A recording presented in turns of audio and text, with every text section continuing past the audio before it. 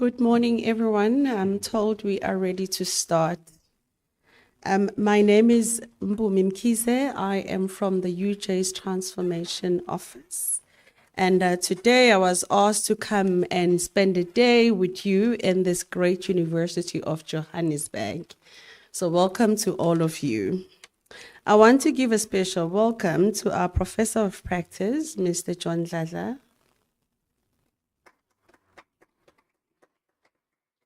Another welcome to Krumet Molepo. I am hoping that you're going to enjoy your time with us. We are great people. We're going to take care of you. There'll be food, trust me. We'll give you food, we'll give you everything, not food for the tummy, but also food for thought. So we're looking forward to that. A quick one, we are told that before we start any sessions, we have to advise you in case of anything, in case of emergency. Prof. Clinton said you must just get up and run. So should anything happen, there's an exit there, if we are told not to exit from there, but that exit takes you directly outside. So we are safe in this room.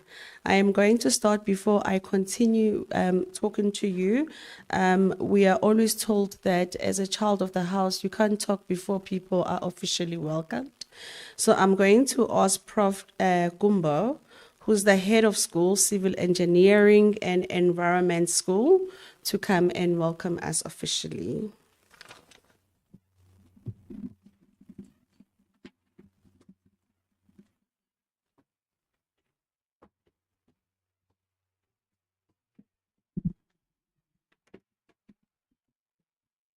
Is it fine?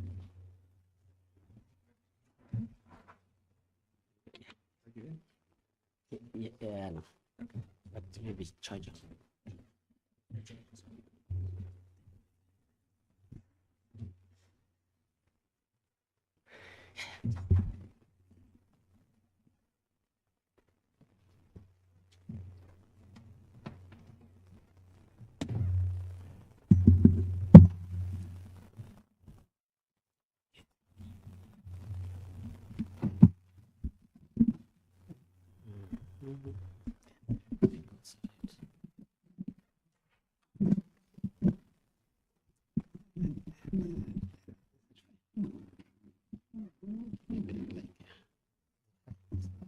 It's directly straight here. Right.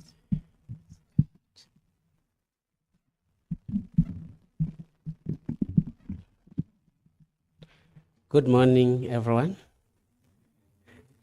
Yeah, as Dr. Mkhize has indicated, my name is Trinus Kumba. I'm the head of Civil Engineering and the Built Environment School. We have about 5 schools in the Faculty of Engineering and the Built Environment. So this wonderful event is taking place within our school, and I feel honored and excited to be part of this wonderful event. So you are all welcome, but I'm going to share a few insights from the school and also the centers and chairs that are really, in a way, pushing this wonderful agenda in the country. We are here gathered for the 2025 Collaborative Summit on Blockchain and the Construction Industry. Here, JBS Auditorium, and this must be a historic event. I'm sure Prof. Bavo and Prof. Nul, you are going to have, as usual, some cutting of some ribbon to celebrate and mark the beginning of this wonderful, engagements in the construction industry.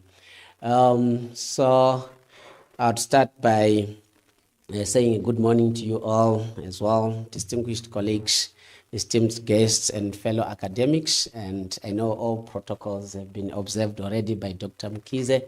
We have wonderful people among us here. You are all welcome and feel at ease. If I'm in my classes for transportation, I normally say sit back and relax. We are in Gauteng. 160 kilometers per hour. So, which is the first, or I'd say flagship project of fast trains in the African continent. Of course, now we have so many. If you go to East Africa, West Africa, and all that. But by 2010, we're really happy to say we've really initiated these wonderful, I'll say, innovations in the country. So this is yet another innovation that we're gathered here to witness.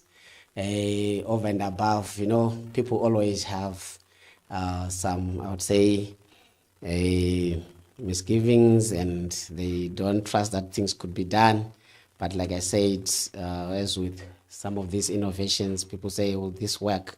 But if we're all gathered and we work collectively, anything is possible, just like blockchain.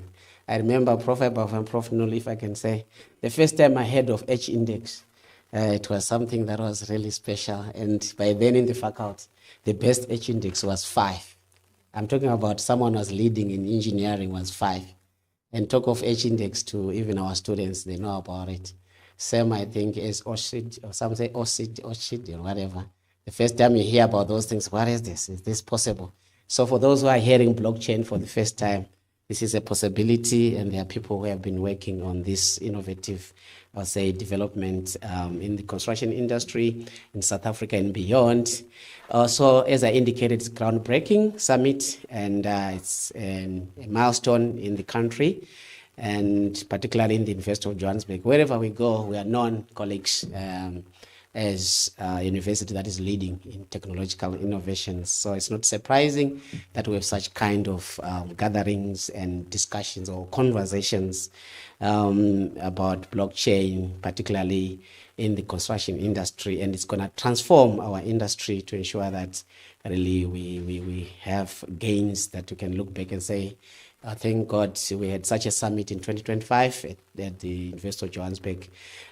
Just a brief background, the construction sector, quite a lot, you guys, know about it, faces all these numerous challenges, from project delays, cost overruns, and transport issues, and all that. And it's mainly because of these traditional methods that we use in project management, and sometimes documentation gets lost, payment disputes arise, and stakeholder communication sometimes break down. So these are some of the things that we know. And in research, we talk of the world one, the world of everyday life. These are things that we face. These are things that we come across. We know about all these. But when we say, if we're faced with such everyday life in our construction industry, what could be done? What science, what technology could be introduced to deal with such challenges? So we go or delve or go beyond or deep to try and say we could have solutions to work around these problems. So what could be solution?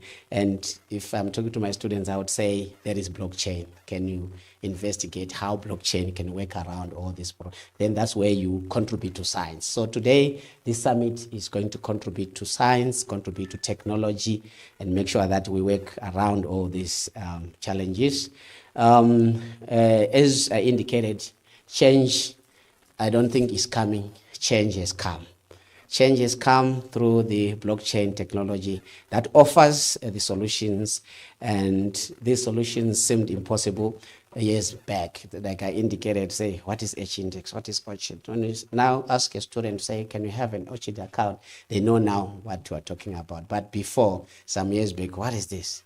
And all that, or that was H index. Now we've gone beyond some of this. So we're talking blockchain, and we could talk about how such technology could transform and make life easier in the construction industry. And we have the experts gathered here today to talk to us from, I would say, both sides of these interventions. By that I mean the nexus. The nexus, I refer to the interface that we have between theory and practice.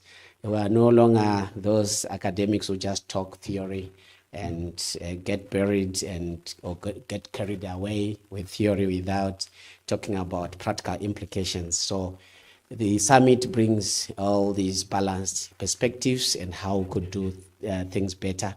Our speakers today represent expertise from across the construction ecosystem. We have Mr. Ismail Kasim, who brings practical insights from the Construction Industry Development Board.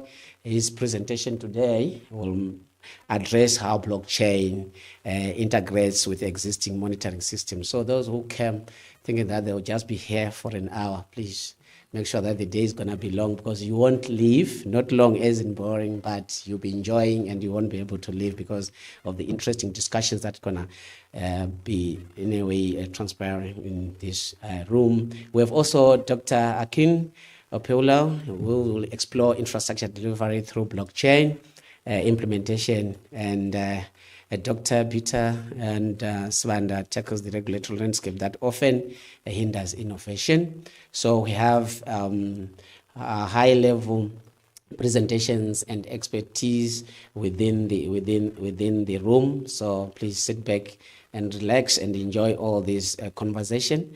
The timing, as I indicated, couldn't be better, as South Africa's construction industry needs modernization. Government infrastructure projects require better oversight. That's a fact. Private developments demand improved efficiency. As we know, there is efficiency within the private sector, but there's need to always improve and get better by each day. International partnerships also need enhanced trust mechanisms. So we value such partnerships between South Africa and our partners, our partners in the global world, or I'll say global north. That also helps. I visited, for example, France in 2022. I saw a multi-billion, I would say, euro project, and I said, how do you engage around 200 contractors for this highway that you are transforming in Paris? And they said, no, we don't have trust issues. Imagine if you were saying that in Africa, 200 contractors doing the same project, doing the same length of the old railway and bus system, like 200 kilometers, and different contractors, different stations. So I said, that was massive, because we did a tour of it. That was massive, but they didn't have trust issues the way we would have here. So like we indicated, we need really to improve our mechanisms through these partnerships. How do you do it in Switzerland, for example, to manage such projects with so many contractors, and how do you ensure that we have minimal corruption, if ever there is, in Europe or in North America or in Australia?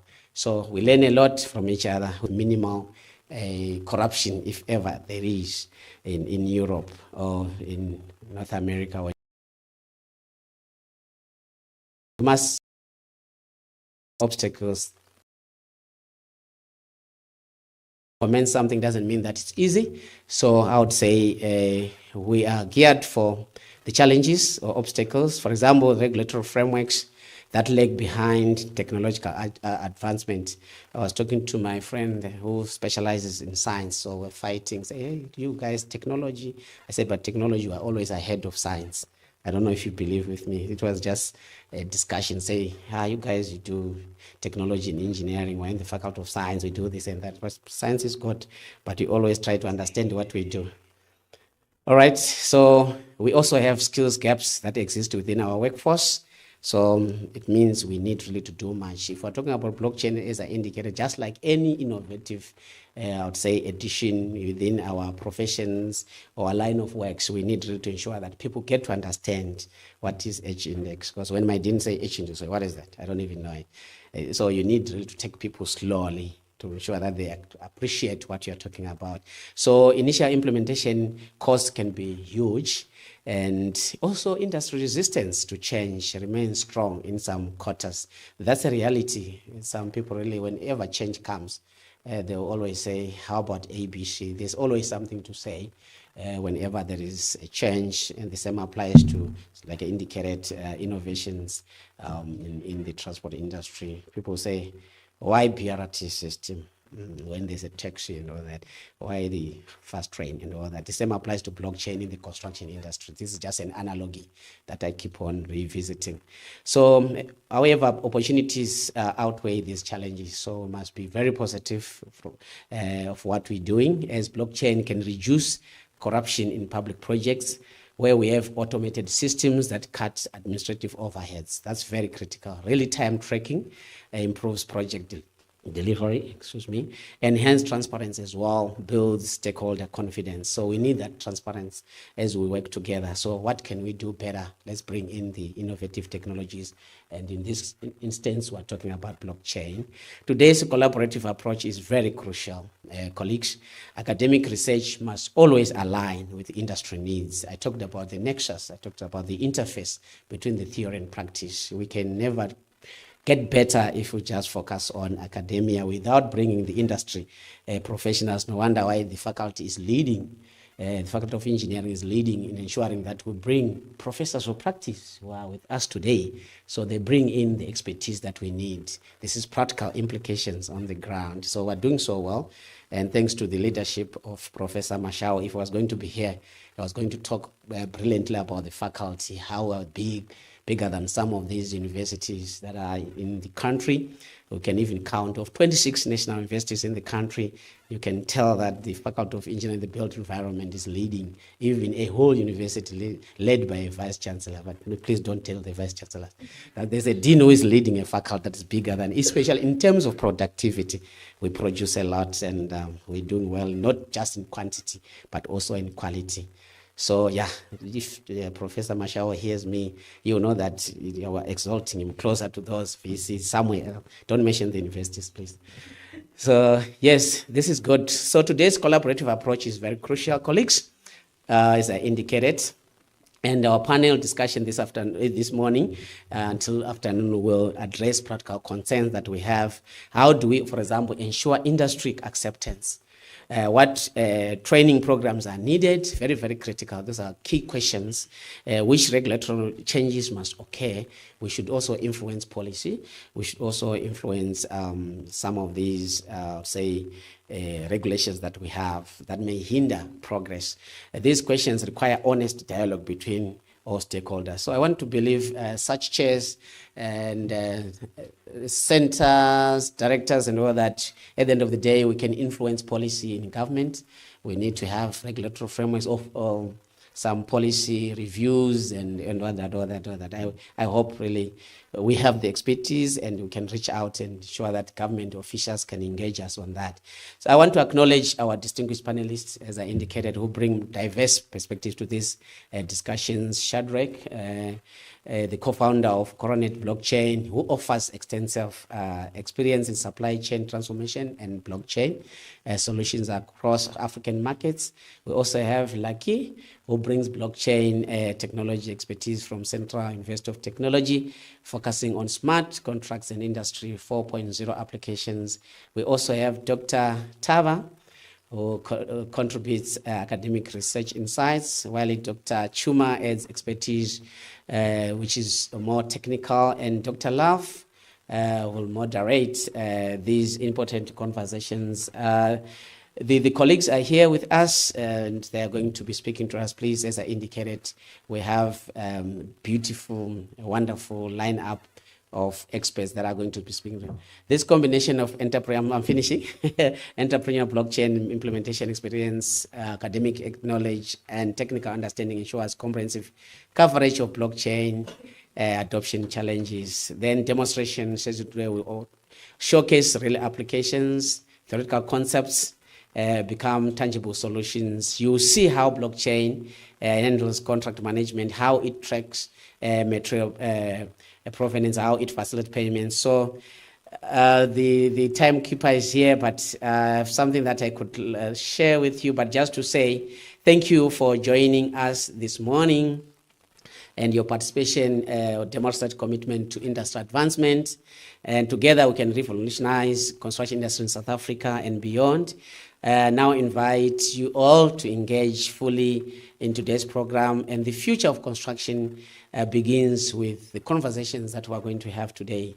So, yeah, sit back, relax, and let's enjoy, let's contribute. So it's more of a collaborative and active engagement than just listening to those who will be presenting.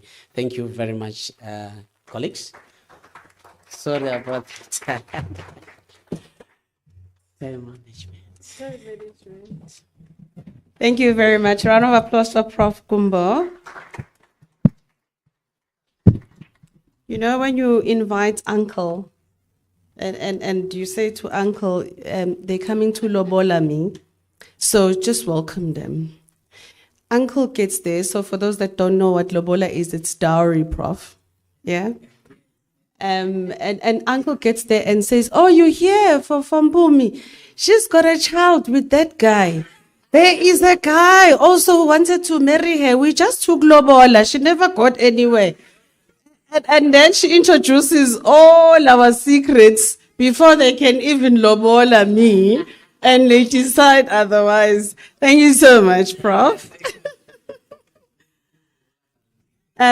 Today, we really are brought together by, I think, as you can see, what HSLU stand for. It's really Lausanne University of Applied Science and Arts. And also together with us as UJ. Our theme is revolutionizing construction delivery, leveraging blockchain technology for projects delivery in South African construction industry. So what are we going to be hearing today? Today, South Africa and Switzerland, we're coming together and we're going to deliver a bilateral research chair in blockchain technology, together with the Saki chair in sustainable construction management and leadership in the built environment. So we have two professors here that are going to introduce what we will later on unpack through our panel discussions. Prof. Nandi. I nearly said Nandi, and if you know what Nandi means, Prof, you. So Prof is going to be taking us through. He'll be presenting activities of South Africa. I didn't say delicious. Activities of the South Africa Switzerland bilateral research chair in blockchain technology. Prof, I did a little bit of research and I'm supposed to say to you, who is he? Who is he, Prof? Hoi, Prof. Prof, can I see your passport? Okay, so you only speak English. Okay, so the time now is 10:45. We're giving Prof 15 minutes to present to us. If you were a bigger crew, I would have said let's go Beyonce on him when he goes just a minute past 11. But I'll just do the singing myself if he really goes over a minute. Prof, over to you.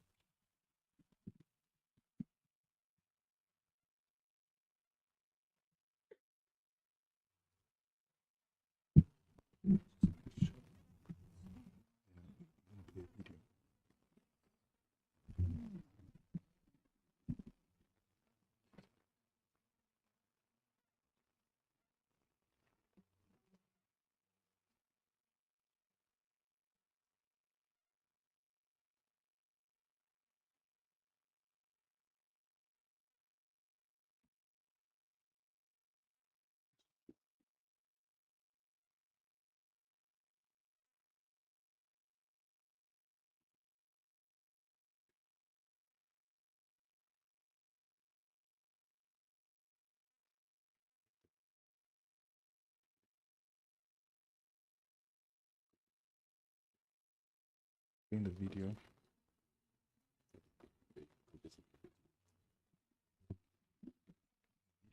Video to play.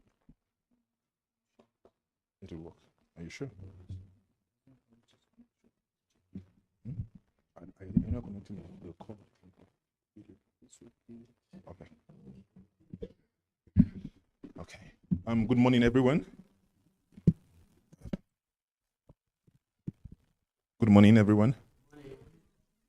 Thank you so much for coming through to this collaborative summit between two research chairs at the University of Johannesburg.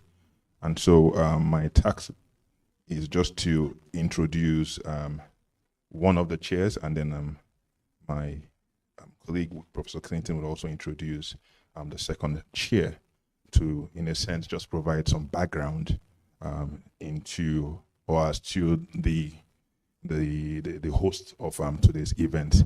So we are, or I currently work with or run the South Africa-Switzerland Bilateral Research Chair in Blockchain Technology, and it's a bilateral research chair funded by the South African and Switzerland governments with different principal investigators, one in South Africa, and then Dr. Luca Mazola in Switzerland. And essentially what we want to do, or what we seek to do, is to leverage blockchain technology in supply chain management, right? And also to build real world applications, to move from theory essentially to practice. And then two different focus areas are envisaged in the agri-food and in the medical devices supply chain. So the way it was conceptualized, we, the South African arm or South African partners, will focus on the agri-food space, and then the Swiss partners will focus on the medicine and then medical devices supply chain. And we won this competitive bilateral chair in December 2022 and commenced mid-June 2023. So this is the, for proof, for those that, we're in a day and age where you must give proof. So this is the award letter where we won the award. This is the team. I'm sure you will see most of them here. Not all, but most of them are here. And then basically from the South African side, and there's also another team from the Swiss side.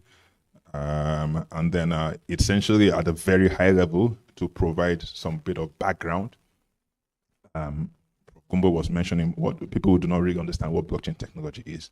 And I can't unpack what the technology actually is in 15 minutes, right? That else they'll sing for me. Else the program director will sing me out of the stage. But essentially, what we're doing is leveraging blockchain technology. Think about it as a record-keeping system. It's a digital ledger technology just to keep records, essentially, right? So you think about your spaza shop owner hitherto, they used to keep records physically, right? Inventory with owing wool used to be done physically. Now you have a digital record. Now the difference in this case is now that it's tamper-proof, and you have different parties that have or that have access to the record. So the state of that record has to be agreed by all of the parties to prevent or to mitigate instances of fraud or corruption and all of that. So that's just in summary what blockchain is all about. So within this, our project, we have the blockchain network, and you have different players, and then you can track your asset as it moves along the supply chain. You can also verify or track your documents. You can also enable payment. You can also, you can also have an order management model. So this is essentially what we're trying to build. And then we have, of course, made some progress.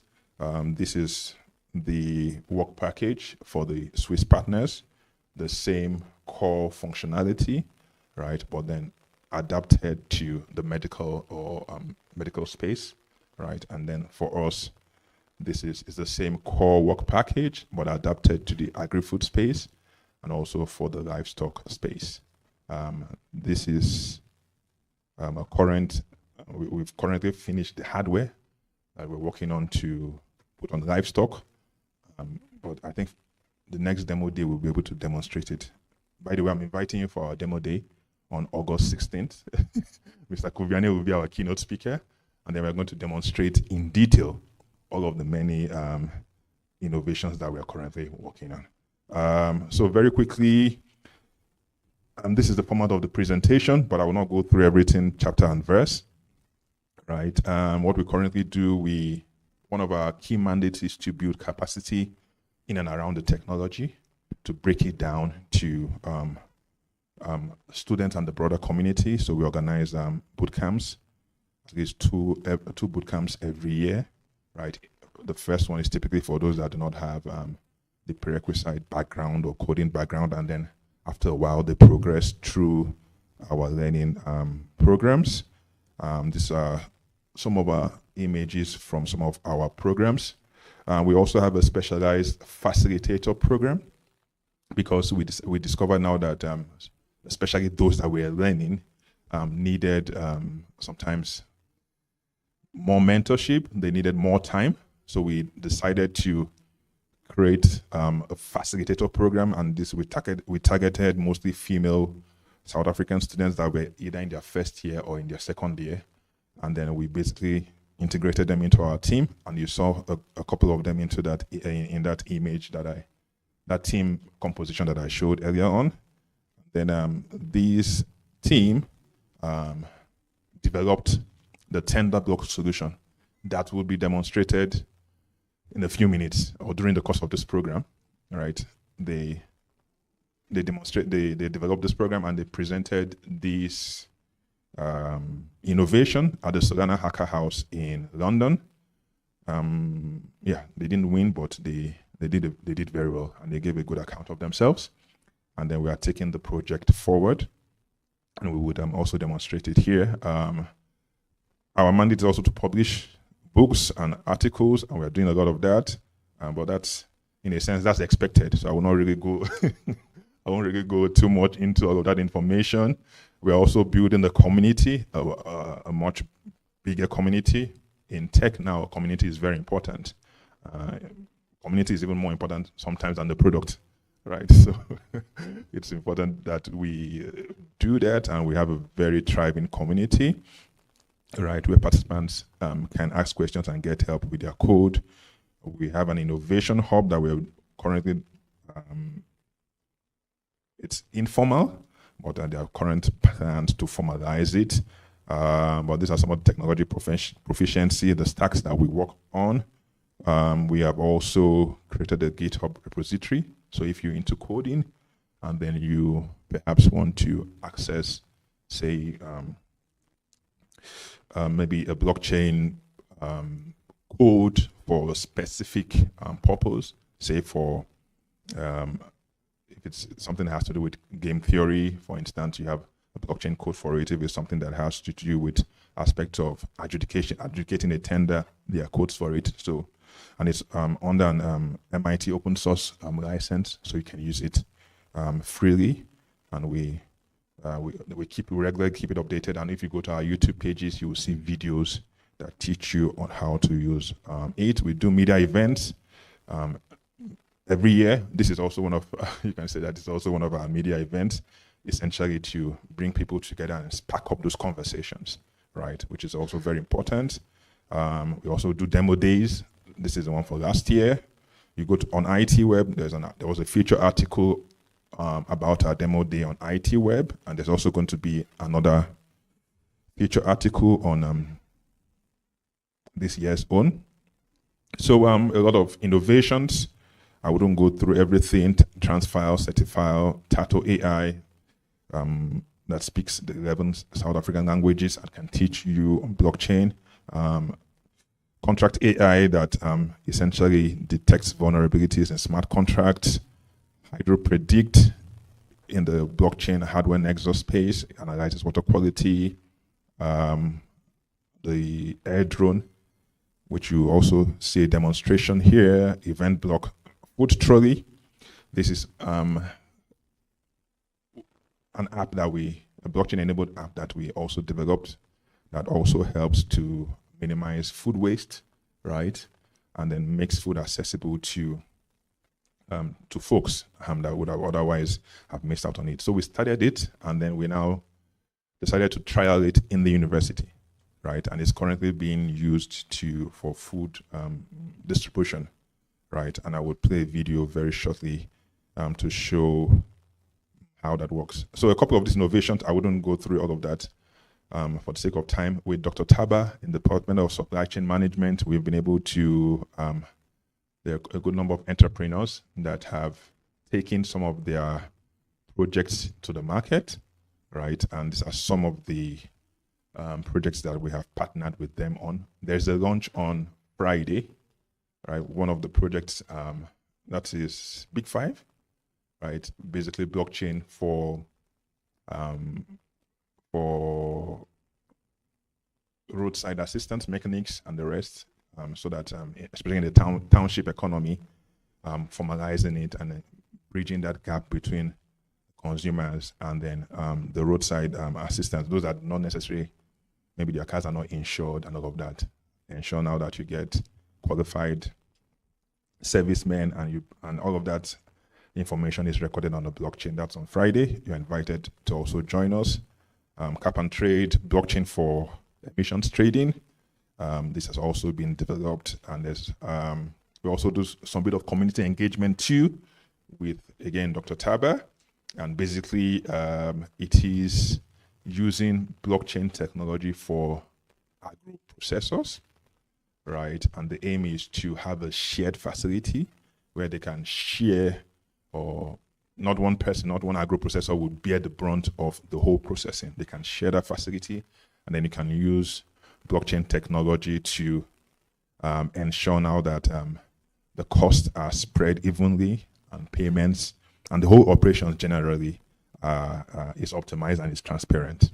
All right, these are the agro processors and what they produce, and then discussions are at a very advanced stage. And the University of Johannesburg has also supported, has funded this project. UJ is always putting its money where its mouth is, and then we are going ahead with the project. So I'll play 2 videos very quickly to wrap up my presentation. One is about, I did mention the agro processing facility, the key asset tracking module. We have developed it, and we are ready to deploy it in that facility. And then the second video I'll play would also be on wood trolley, which is the use of blockchain technology within the University of Johannesburg community to share food. I think that concludes, if we can get this the sound to play, then that concludes my presentation. Thank you very much.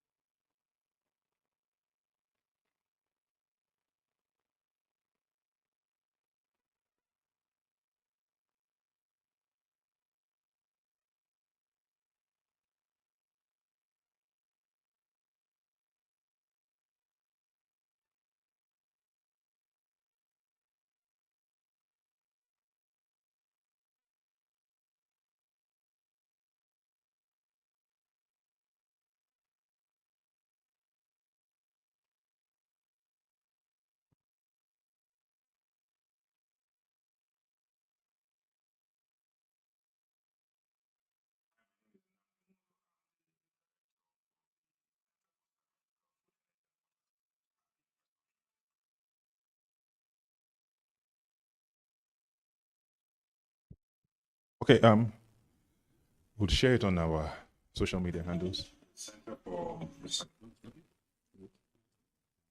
I think I will stop here. We'll share the video subsequently. Thank you very much.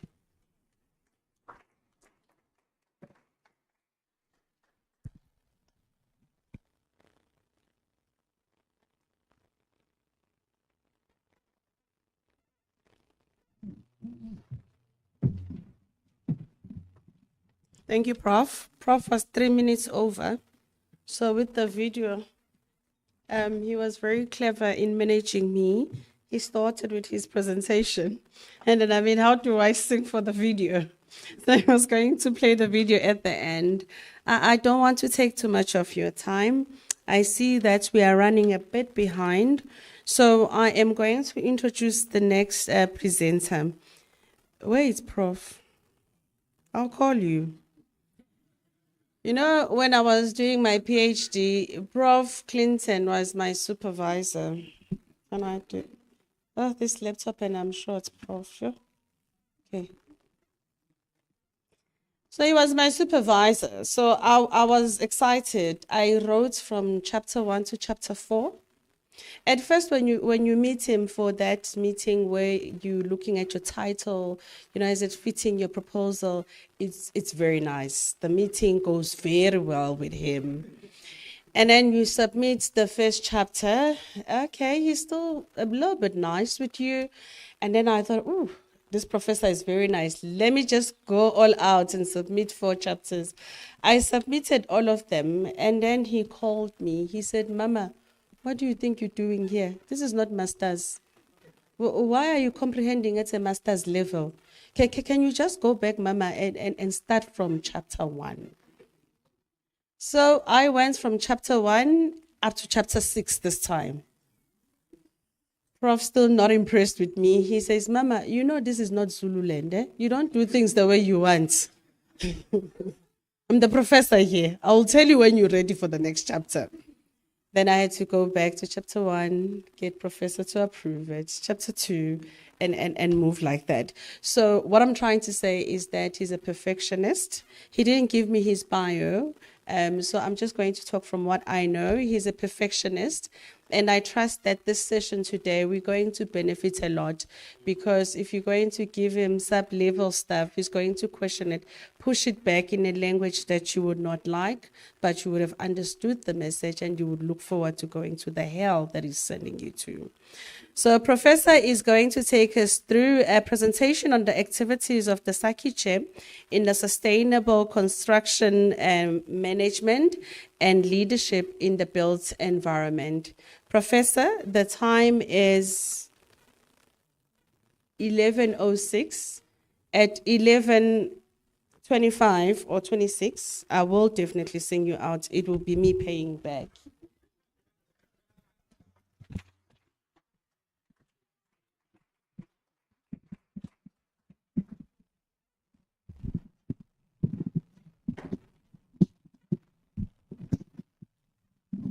Good morning, everyone. Good morning. Thank you very much. I was with Dr. Mpumi in a conference in East London, and she taught us something that in the village, when you want to tell on someone, you do it during prayer. So when your mom is not at home and people were nothing, so when you are praying like, God, help my brother to be nice, because he was really doing something nothing today. That's what she just did to me right now. All right, my name is Clinton Aigbawa. I'm very privileged to be part of this summit. Prof. Nwolu, thank you so much. I remember when we had a chat, and out of the blues, we came up with something. So I'm going to be introducing the section I'm currently heading, the DSI Research Chair in Sustainable Construction Management and Leadership in the Built Environment. I would really take this particular search very serious. I want to talk about why do we exist. I don't want to take too much of your time. Why this particular research chair, the South African Research Initiative Chair in Sustainable Construction Management and Leadership in the Built Environment. I want to say, first of all, that is currently the only research chair in construction management in South Africa. We kind of really see it as a center of excellence in construction management. And we really want to say thanks to NROF. This search has been on since 2018, started officially running in 2019. My predecessor is no longer here. I took over from him when he resigned from UJ. One of the objectives of this particular chair is to serve as a multi-interdisciplinary research and information source on sustainable construction management and leadership in the built environment. I want to share with us some of the things I mean by the interdisciplinary research, because we are not narrow. We kind of really not looking at a specific niche like health and safety or digitalization, but we try to cover everything relating to sustainable construction management and leadership in the built environment, because we realize that even doctors are multidisciplinary. And when it comes to the built environment, we also need to take that particular approach. So our research ranged from things like construction digitalization, IEQ, circular economy, biomimicry, and a whole lot of other things. And I want to say that our research generally, in our research here, is influenced by different thinking. First of all, we look at the theories of power.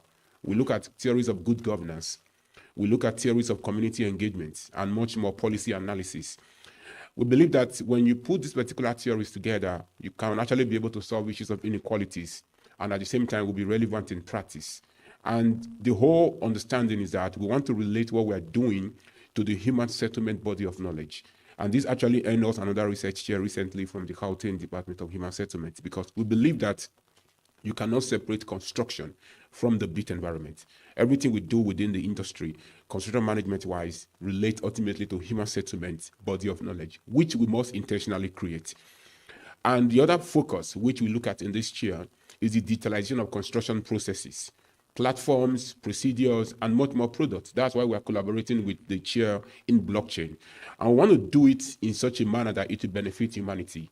And we're very intentional about it. It's one of our major goals that when we're looking at sustainable construction management, we must look at it from the point of view of how do we use digital tools to actually be able to improve the industry, because construction is a very dangerous game.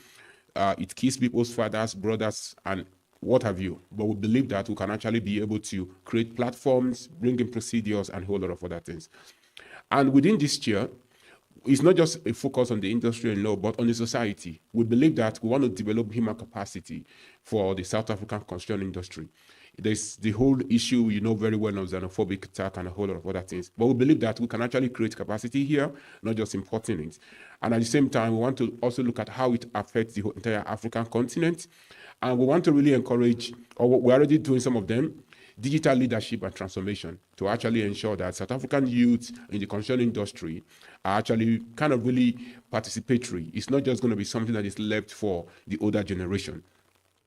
So the other aspect of the search which we have really taken on at the moment, thanks to the team, some of them are here, is the development of short learning programs in construction industry. Because prior before now, we realize that if as a construction person you want to take some short learning programs, you need to go to the business schools. And most of the time, probably you are taught marketing in the business point of view, but most people don't really understand the marketing or construction business as an entity. And we want to really capacitate workforce. And we do this, we also try to do contract research in different areas and teams. I'm going to share some of them with us. But overall, ladies and gentlemen, our mission is to develop high quality policy, practice relevant research that would benefit human settlement and humanity. And much more, our playground is the construction industry. And we're looking actively on construction management, leadership development, in South Africa, Southern Africa, and in Africa, because we believe that we need to work together. It's not just going to be one particular country. Our research is also affiliated with the Sustainable Human Settlement and Construction Research Chair, which is sponsored by the University of Johannesburg. And through the research chair also, we also work actively with the CIDB, where we have the CIDB Center of Excellence. And recently, in the month of March this year, we launched the Gauteng Department of Human Settlement Research Chair. This particular chair is actually, they are all funded by the Gauteng provincial government. And I think this is one of the projects we're actually running from the chair that is so exciting, because we realize that there is really no housing journal or a housing periodical in the South African human space. The ones you have are kind of really not vibrant. So we're trying to create a Gauteng Department of Human Settlement periodical, where we actually are able to collate materials on housing and also be able to bring about knowledge management in terms of what the department is doing. Our team is a little bit large. We currently have 2 full professors. One is online, and we have about 5 associate professors working with us as a team, senior lecturers. We also work with distinguished visiting professors from around the world and also visiting professors. And I think our major conglomeration is the PhD student and masters. And just want to say that 90% of our students are local South Africans, and we have students across the continent. We also have a student from Singapore who is doing something very exciting with us at the moment, from Swaziland, Lesotho, Mozambique, Namibia, and other parts of Africa. And within the Sachi chair, we'll be working on a particular model in terms of how to make everybody very relevant. So we try to create coordinators, cluster heads, which we have been kind of really working around. We have quite a very large group. I think one of the interesting things is that all the cluster heads actually, they'll be working with me, some of them from their masters, some for their PhD. So I think it's a privilege for us to kind of really carry on what we have been doing. Some of our activities, as I said earlier on, we do fundamentally research for research sake, blue sky research. Fundamental research, academic focus, we're very academic driven. If you work with us, and you come out from us, your life will never be the same again. We know that. Okay. And we also focus on industry research. We really take the industry research serious, because it's not just enough to be an academic. We also need to contribute to the industry. We also do other industrial consulting, contract research, PG training, SLP, and specialized workshop. I'm just going to share with us some of the things we're doing with the CIDB in terms of our response to digital diffusion, which I'm sure Mr. Ishmael is going to share later. We're working with the CIDB to develop a roadmap for building information modeling adoption in the industry. This we really see as something that is kind of really overdue. And something we started this year, which is currently ongoing, we're collecting data. We're coming up with the CIDB state of digital adoption in the South African construction industry. Because most of the time, when you want to look at the state of digital adoption, if you go to your literature on Google, you don't find anything on South Africa. So we want to purposely create a South African state of digital adoption. Where are we? What are we actually using and what are we not doing? So in case you get the link to this question, and please complete it. It's going to be a yearly, or we're going to look at either yearly or quarterly or every 6 months to actually update it, because we need to know where we are and what we are doing and what we need to do well. Not just to rely, because most of the time when we're making presentation on keynotes, some of the aspects of digital adoptions are based in the global north, not what is happening on ground. I think this is long overdue, and we started the questionnaire and distribution already. The other aspect, excuse me, the other thing we do with the CIDB also, part of our activity is the CIDB State of the South African Construction Industry Seminar. We've had 3 editions. The last one was on building information modeling diffusion in the South African construction industry. We'll be looking up to the 4th one later in the year. Also, through the research chair with the other professor, Professor Bankole and Dr. Douglas Akimie, we have been attending a lot of conferences. We realize that conferences are very expensive. Some conferences, they will tell you it's $1,000 for you to just publish a paper. And being an academic, being around for like 19 years now, we decided to create a free-to-attend conference, no participation fee. We are not just collecting papers. We have a contract with Springer Nature to actually take these papers straight to Scopus. So this is a movement for us. It's a revolution.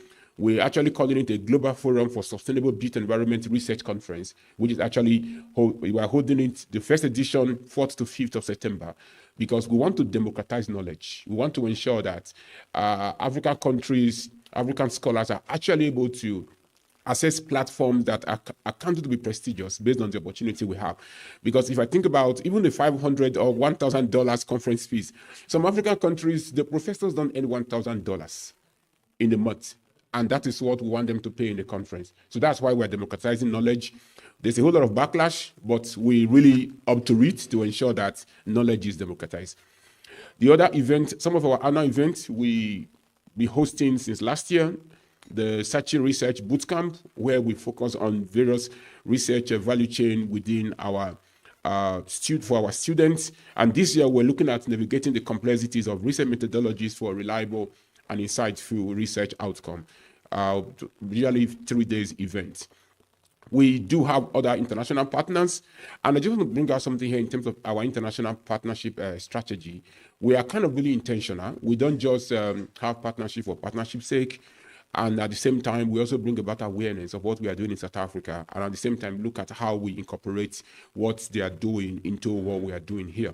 We have MOUs and partnership across countries from US, Canada, China, and other aspects of Africa. We have a lot of partnership in Ghana. Ghana is one of our biggest partnership catchment area, and also in Nigeria and other countries around.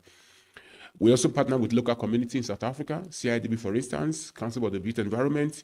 We also partner with CETA. We partner with the Department of Public Works, Development Bank of South Africa. The Development Bank of South Africa, we actually assisted them to create a new journal, the DBSA Digest Journal, which we have been running for the last 2 years, and also JDA and the Gauteng province. Some of our national partners, we don't work in silo. We are not in competition with any university. We join hands together. We work with all universities, VETS, DUT, CUT. We believe that all the academics within the built environment, we can actually synchronize to ensure that we make the built environment space very vibrant in the country. Some of our deliverables, like what Prof said, it is expected that any research chair should supervise postgraduate students, postdoc, supervisors training, and also scholarly works in terms of books and all that. We do a whole lot of things. We actively publish books from the research center or from the research chair, and cumulatively, we ensure that I always tell the students, you want a PhD, but I see a book at the end of the day, because we need to contribute to knowledge. And there's a popular quote to say that if you want to live forever, you need to write a book. And I think most of us, even academics, we rely on books from the global north to teach people within the global south. The very first book I wrote was on sustainable value management. When I was teaching that course, I realized that there were no books within the continent. And when we're so passionate teaching the students about value management, but how does it relate to us? So we actively contribute to this space to ensure that we are not just doing thesis supervising students, but they contribute to books. And those books, they are used within our courses for teaching our students.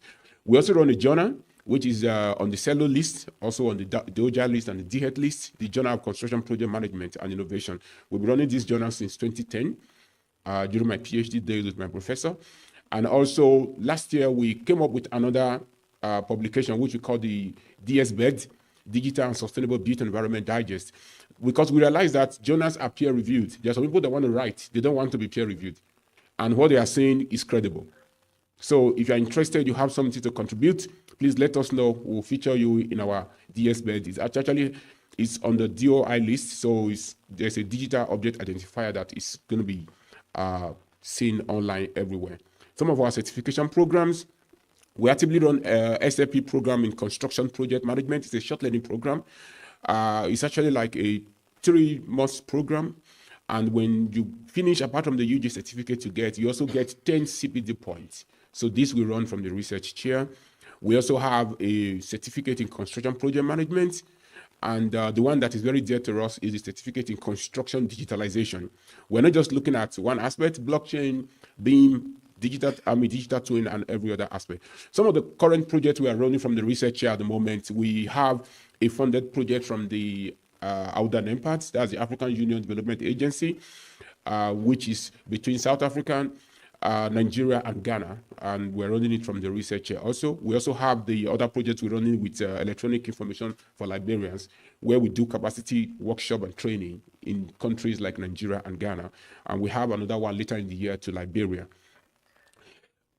In conclusion, the other projects we are doing from the chair, which is being sponsored by the NROF, having talked about digitalization and some of the things we're doing, we realize that it's not enough to preach digitalization. We need to basically bring in practicality. So sometimes last year, we applied for the National Equipment Program, and we actually got this funding. So we are developing I don't like using the first, we are developing a construction digital lab, because we realize that there's no construction digital lab in the country or even in the continent. Everybody talks about digital twin, but who has seen it before?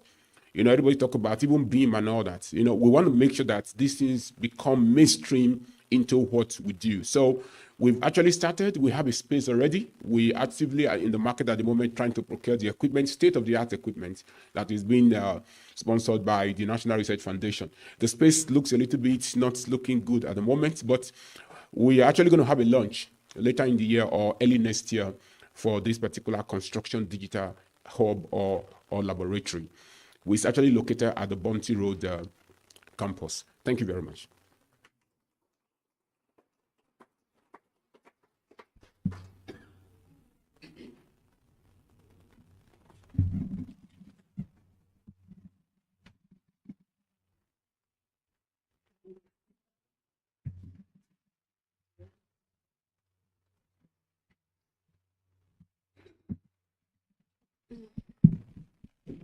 Thank you. Thank you very much, Prof. You still have 2 more minutes, so you saved me my voice. Without taking too much of your time, our next speaker is Mr. Ishmael. After Mr. Ishmael, we'll take Q&As, and then we'll have a tea break. Mr. Ishmael gave us an abridged profile, which I love because I don't get to talk a lot. Mr. Ishmael Kasim is a director for CIDB, which is Construction Industry Performance Program at the Construction Industry Development Board, responsible for performance improvement, development of best practices, standards, and policies in the construction industry. The contractor recognition schemes, the best practice project assessment schemes, monitoring of economic activity in the construction industry, and measures by which public sector spending is scheduled, and quarterly and annual reports on the state of the industry. I want to hear what he's going to say about blockchain. He's got a very interesting profile. He says he holds an MSc in project management from the University of Pretoria. He has been working for civil engineering contractors, the Council for Scientific and Industrial Research, which is CSIR, and a training company, and has over 30 years experience in the construction industry. He participates in various committees at South African Bureau of Standards, which is SABS, and is the chairperson of the SABS Technical Subcommittee for the Buildings and Civil Engineering Works, which is SABS TC 1098. Mr. Ishmael, we're looking forward to hearing from you.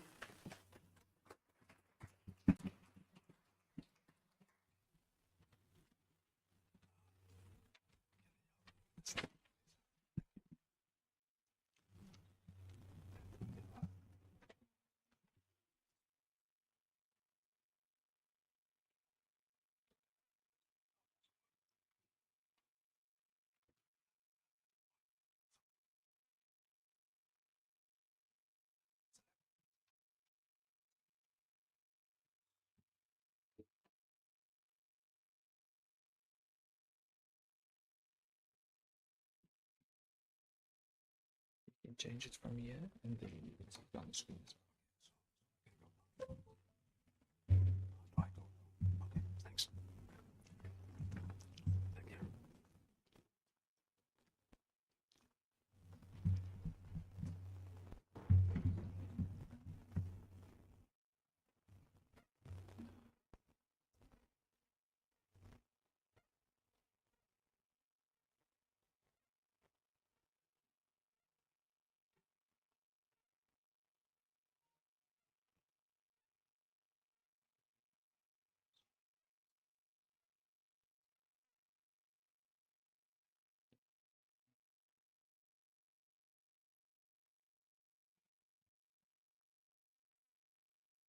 Good morning.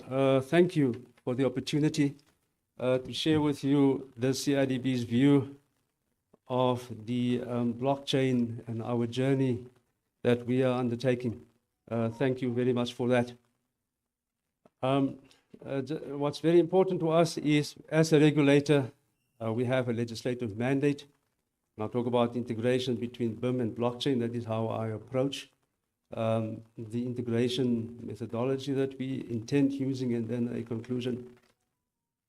So our legislative mandate is, as a regulator, we have been established by an act, 2000, the CIDB Act, and it provides for us to a mandate to provide strategic leadership to construction industry stakeholders to stimulate sustainable growth, reform, and improvement of the construction sector. That, I think, that is what we are here for, to improve the construction sector, to promote sustainable growth of the construction sector industry, and the participation of the emerging sector. Pros spoke about the resistance.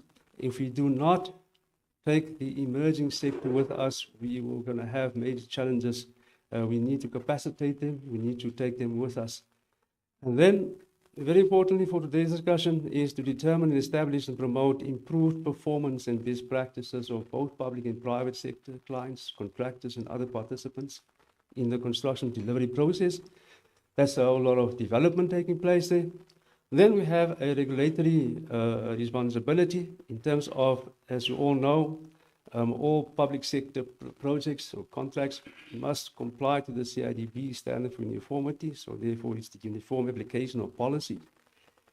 And also in terms of the developed systematic methods for monitoring and regulating the performance of the construction industry and the stakeholders. We do have a register of contractors, and we do have a register of projects. And this is the basis of how the CIDB is going to use its instruments to roll out and implement either BIM or a blockchain in the construction industry. So in terms of our act, it makes provision for a project assessment scheme. Therefore, the board must establish a best practice project assessment scheme, which is based on the best practices which the board identifies. There are a number of best practices, guidelines, and standards that we can use. And one of the instruments that we are going to use in future is we're going to use the building information modeling, the BIM standards, and also as we go along, the blockchain standards or guidelines or best practices to be implemented in the construction industry. As a starter, the board has identified digital 2D, 3D, that is a BIM level 1 as a best practice on construction project. We are currently engaging the industry in terms of consultation, at what level, for example, the threshold of a project, that we are going to apply the BIM standards, and for using the non-proprietary open standard format for exchange of information on construction project. So this is the start.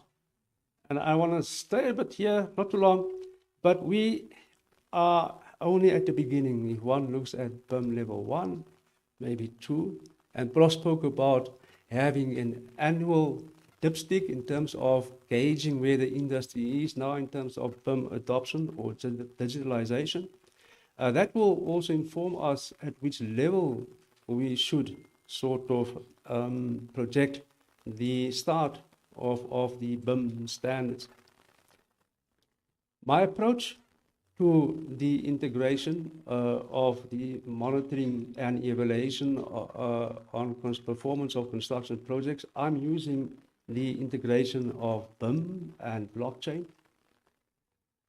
Only now that I do realize that we are developing BIM in a linear fashion.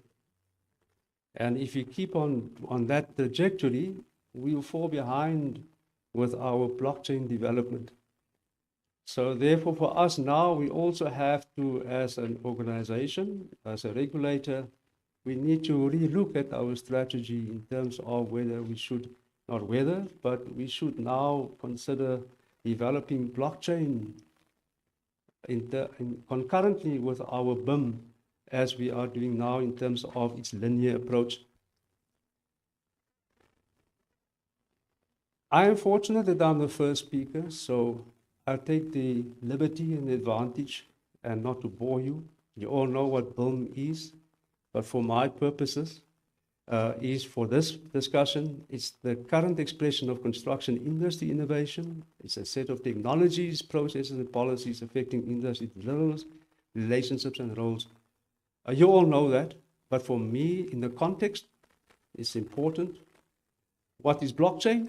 And again, you're all blockchain experts here. I don't have to tell you that. But again, for me, in the context, it's a database which is shared across a number of participants. We think about it as a network of participants, and each has a computer. The idea is that at any moment in time, simultaneously, each member of that network holds an identical copy of the blockchain database on the computer. And information is potentially available to all participants at any moment in time. We all know that. But what is important, colleagues, this is what I want to stress, is it's a digital log or digital database of transactions. But digital is important because in many industries, particularly the construction industry, we are still going through the process of digitization. And that's an important first step before we can even think about using blockchain. So although we have our vision, our grand sort of plan, strategy to implement digitization or BIM or blockchain, we are at a stage where we are at level 1 BIM, and we'll see how that fits into the actual implementation or application of blockchain in the construction industry. I specifically have this slide here. If one looks at all of these industrial sectors, this was done by McKinsey and Company, and there's no construction in here. All or most industrial sectors are here. So it sends a message that either they don't have confidence in terms of even surveying or studying or undertaking studies in the construction industry, but it's not there. So we don't even have these indicators. So the university and the Center of Excellence is very important.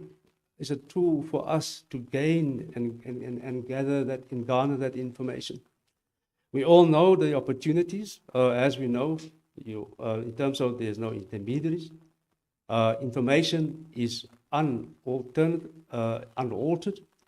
and information can be traced. And that is the nice thing about, if I can call it that, about blockchain technology. As I said, I integrate BIM into the blockchain technology. Earlier, Bros spoke about the different mechanisms or platforms in terms of payment. We're using the smart contracts, for instance, and we're looking at how we can use the BIM processes and integrate it with our blockchain in terms of supply chain and payment. And we'll see where we are now with this in terms of the construction industry.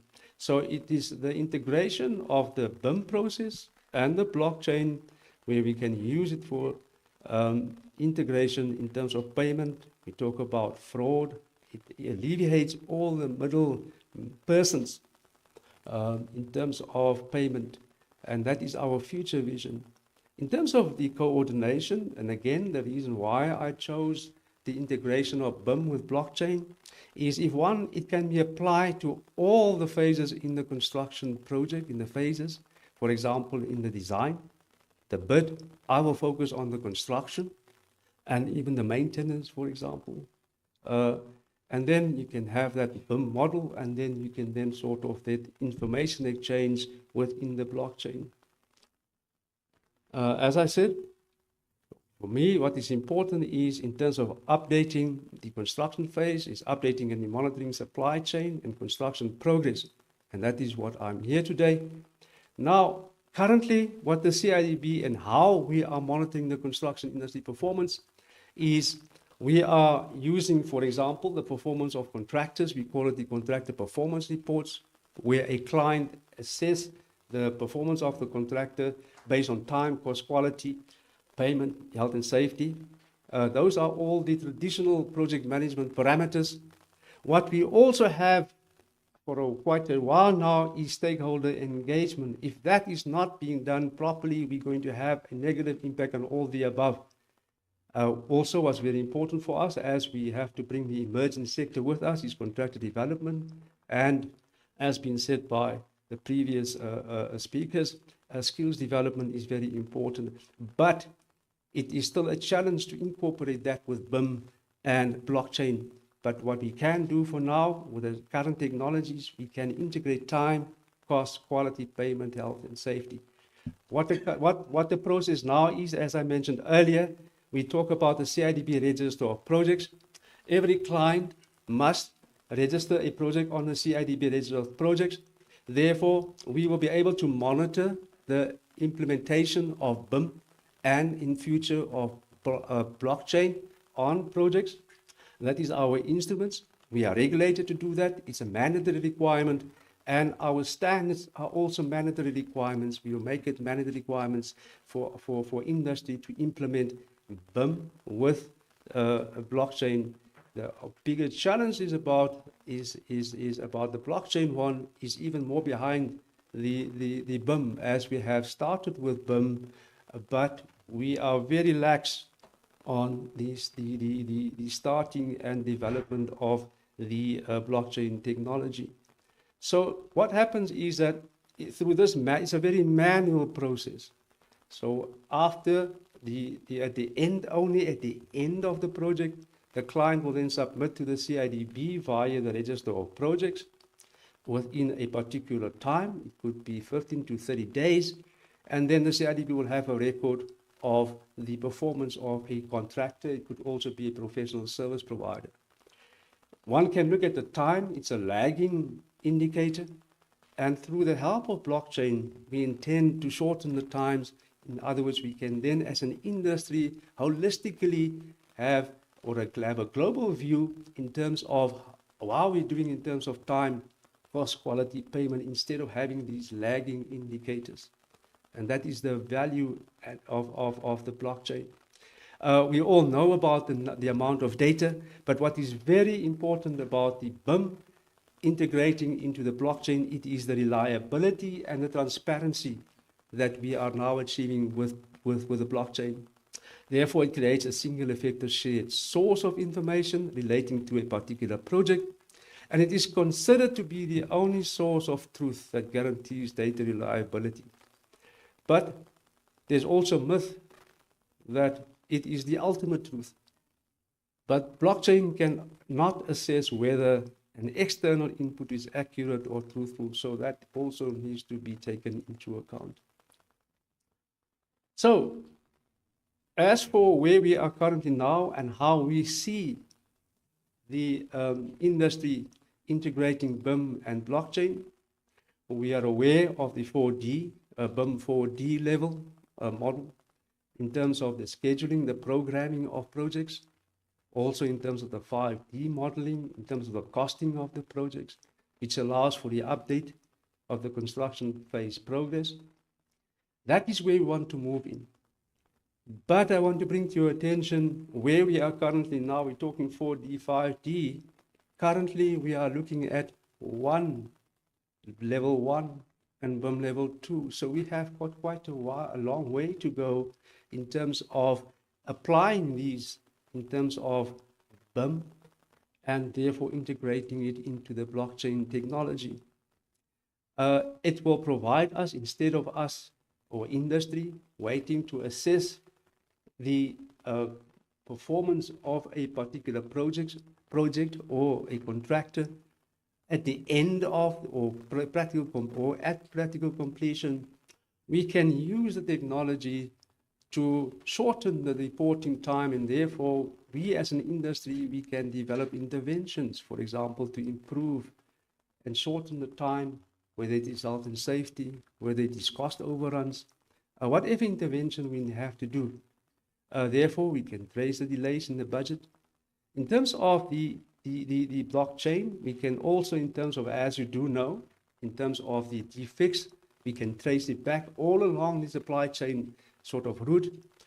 Also in terms of, we can look at the delays of time. So these are the monitoring and evaluation tools that the CIDP with industry can use and utilize to increase, or at least to improve the performance of the industry. And these are all recorded in the blockchain database. That is what we intend to do, which is connected to the BIM model. Now, in terms of the payment, because we are looking at future, it's not currently in place, it's the future, it's our vision, is to, therefore we will use the records of supplies and the work status to allow smart contract to be performed correctly. And there's a connection between the information model in terms of the activity progress as well as the contract, and therefore automatic payments will be issued whenever a milestone set by a work program is reached.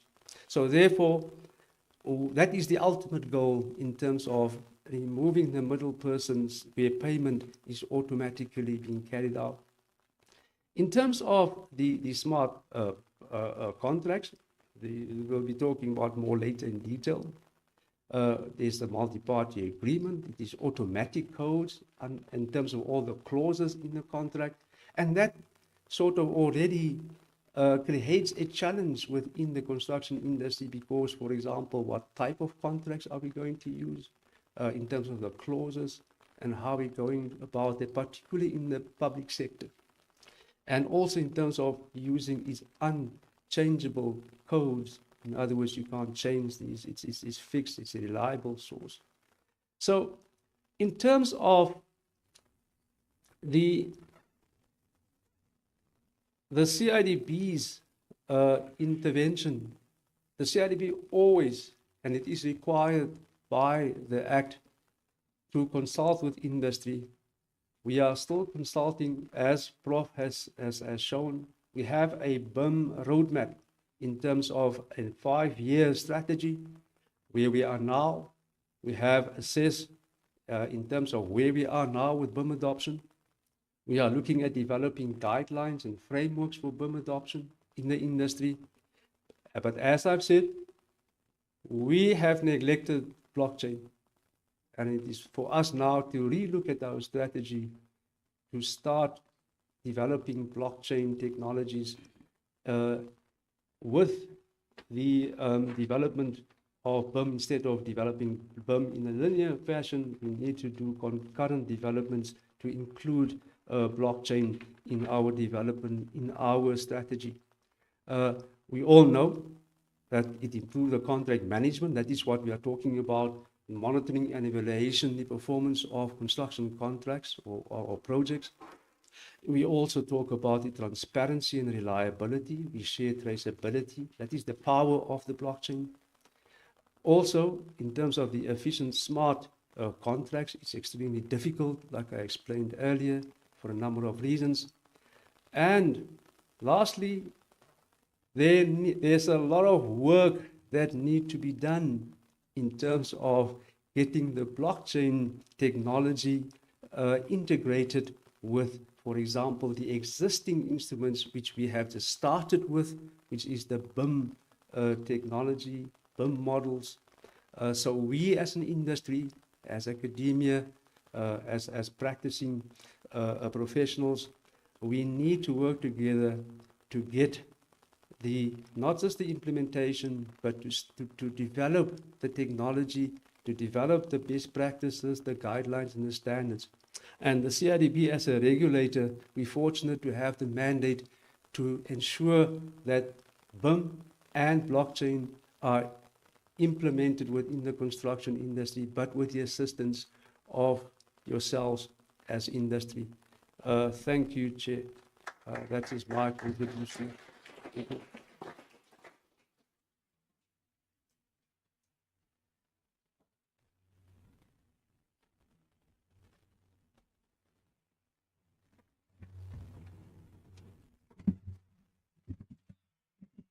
Before you go off, I am told I need to first thank you.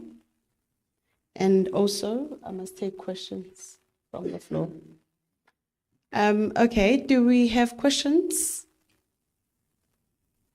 To check if we're all listening, Prof spoke about 6 top companies that are owning AI, and he said where are they based?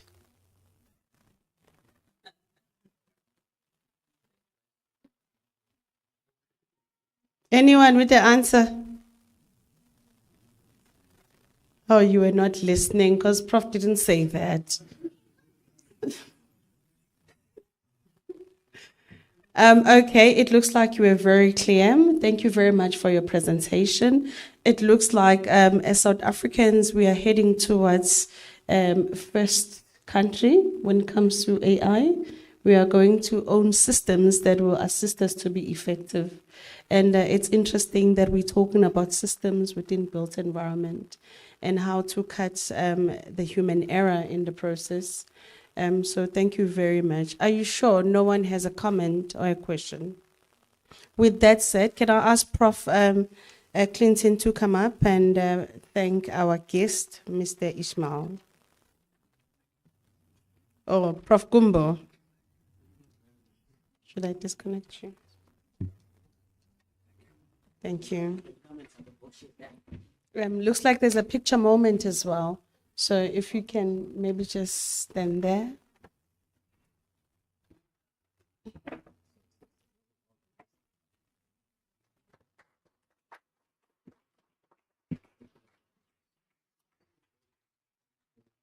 Please turn it around.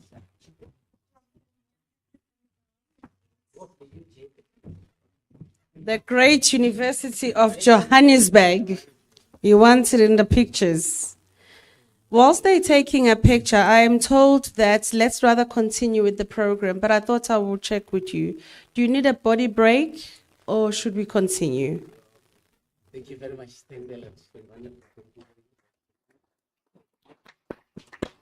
Thank you. Do you need a body break? Response? Continue. I'm continuing because I'm not getting any response, and I'm hoping. In psych, we say people can only concentrate for the first 15 minutes of each session. And by now, as a psychologist who's not in practice, I do know that you guys are tired and you will need a body break. So can I give you at least 5 minutes and we can continue? So the time is 11:50. Can we just be back at 11:55 since you said you don't want tea? Thank you.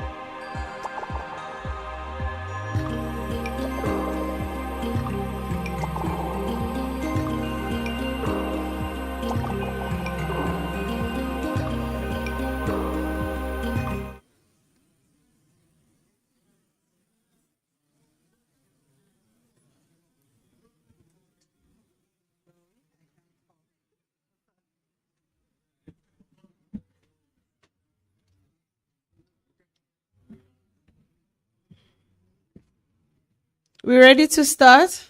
You know, I'm from, I don't know if you know the church, Methodist Church. When the pastor wants to settle you down, what do? They sing, right? So someone must help me.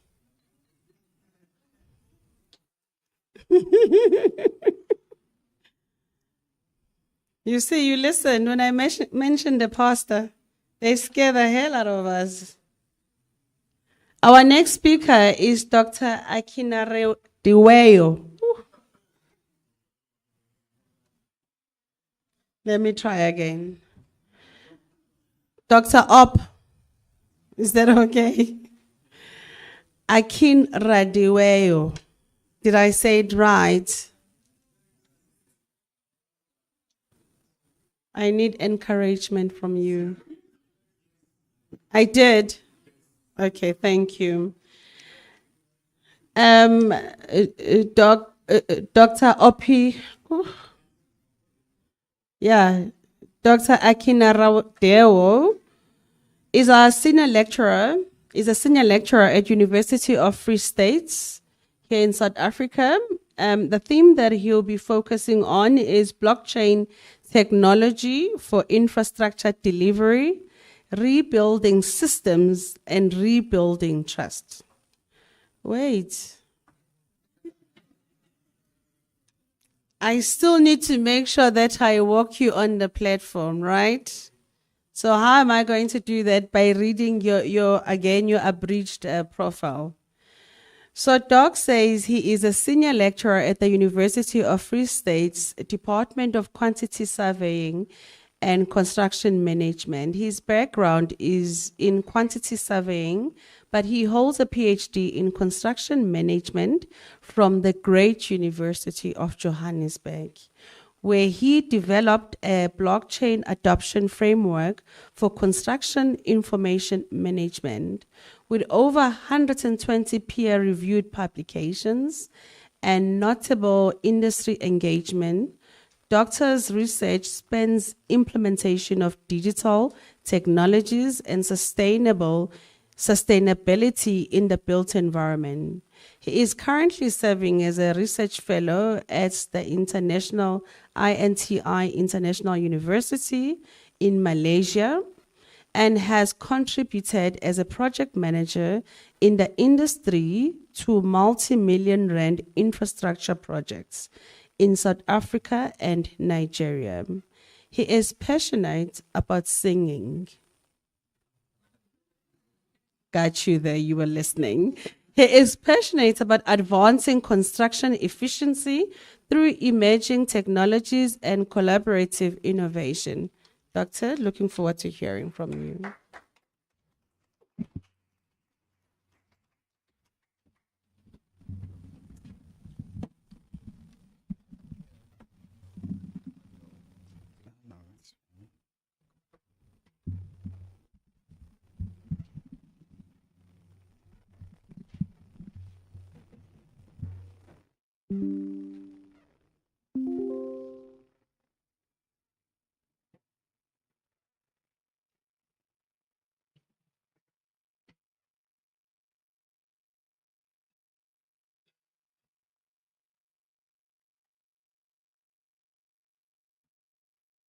All right. Good afternoon, everyone. I'm coming up at exactly 12 o'clock, so yeah, it's good afternoon. I'm happy that the program director did not issue the caveat that I'll be chased out of this podium, so I have enough time for my presentation. Thank you for that. So, I've been given the responsibility to talk about blockchain technology for infrastructure delivery, rebuilding systems, and rebuilding trust. So my presentation this afternoon will focus majorly on where we are getting it wrong and what we need to do in order to build the systems, however, rebuilding the trust. We have lost the trust. That's just the interpretation of what we have here. So I bring you greetings from the University of the Free State.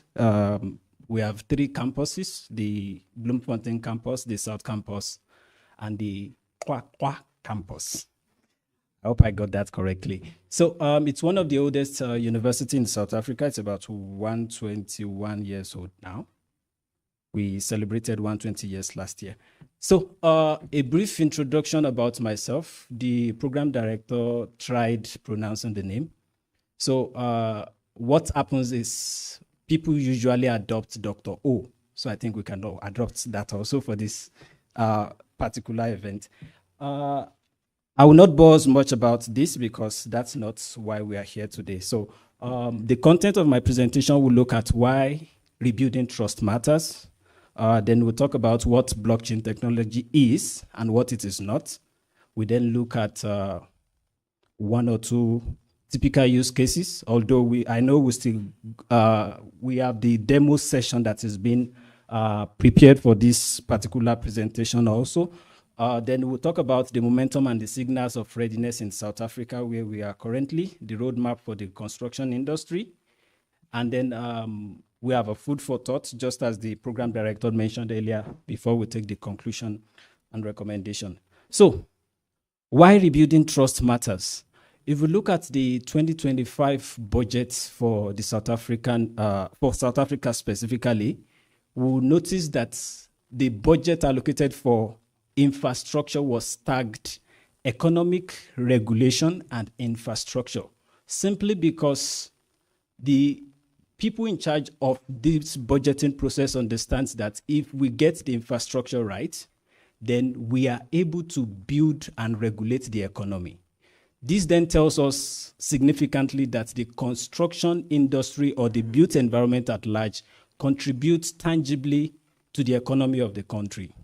If we look statistically also to that particular budget, we will find out that the budget allocated for education is the only one above the budget allocated for infrastructure development, which then means infrastructure plays a major role in our economy today.